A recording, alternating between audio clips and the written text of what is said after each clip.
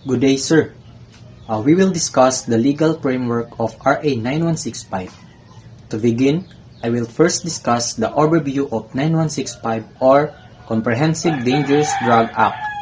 RA 9165 is the principal law in the Philippines that prohibits the importation, manufacture, sale, distribution, and possession of dangerous drugs and their paraphernalia.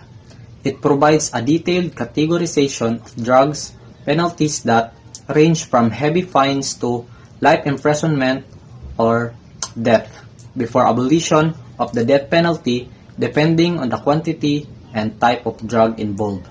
This law also mandates the creation of government agencies and mechanism for enforcement, rehabilitation, and prevention.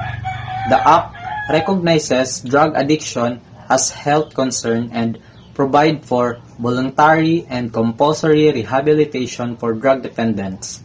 Understanding RA 9165 is essential for evaluating whether law enforcement professionals comply sustainably with legal framework.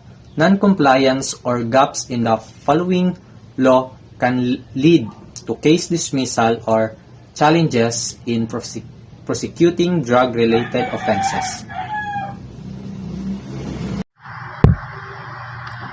Chain of custody rule under RA 9165.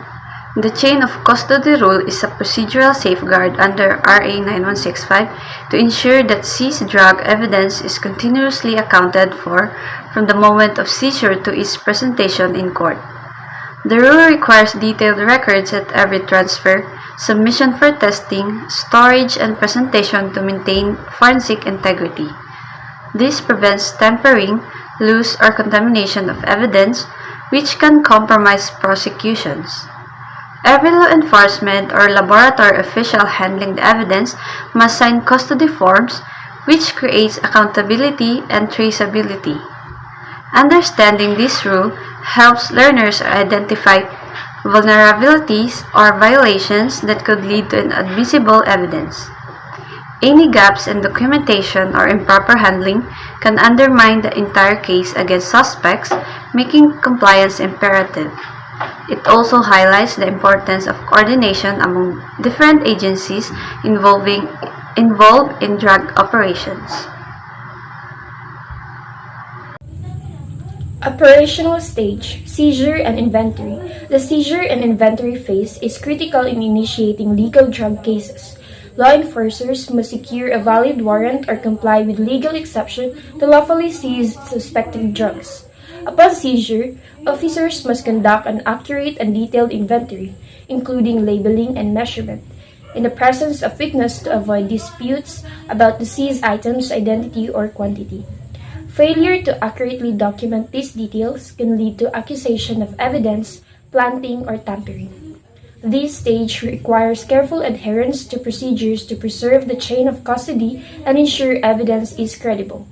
The presence of independent witnesses and proper paperwork is crucial for legal compliance and evidentiary value. Learners should evaluate how procedural lapses here might create opportunities for procedural gaps or rights violations. Operational stage, laboratory examination and storage after seizure. The drug must be promptly submitted to an accredited laboratory for chemical analysis and confirmation. The operational guidelines require secure storage of samples to prevent contamination, substitution, or loss while awaiting examination. The chain of custody documents every movement and condition of the sample, and lab personnel must sign off on receipt and testing logs.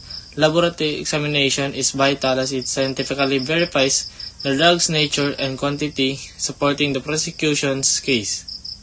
Non-compliance with these storage and testing protocols can render drugs inadmissible in court or delay trials.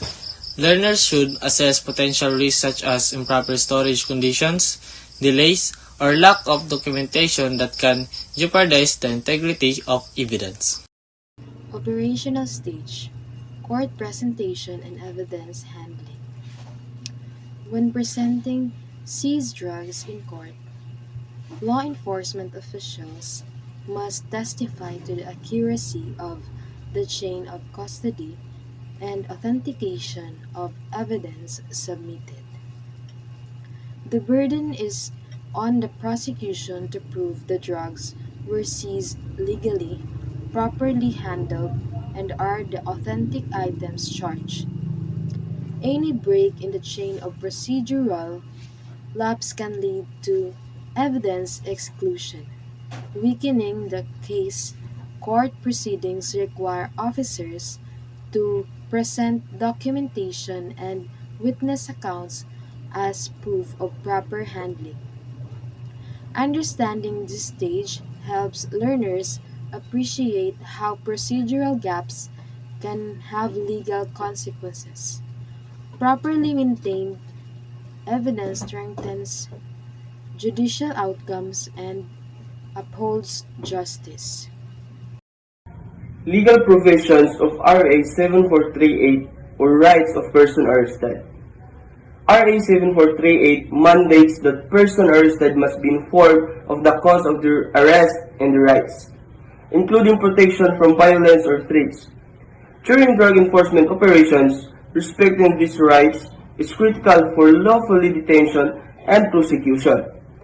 Violation of due process, such as failure to inform the suspect or use of excessive force, may result in legal remedies or case dismissal.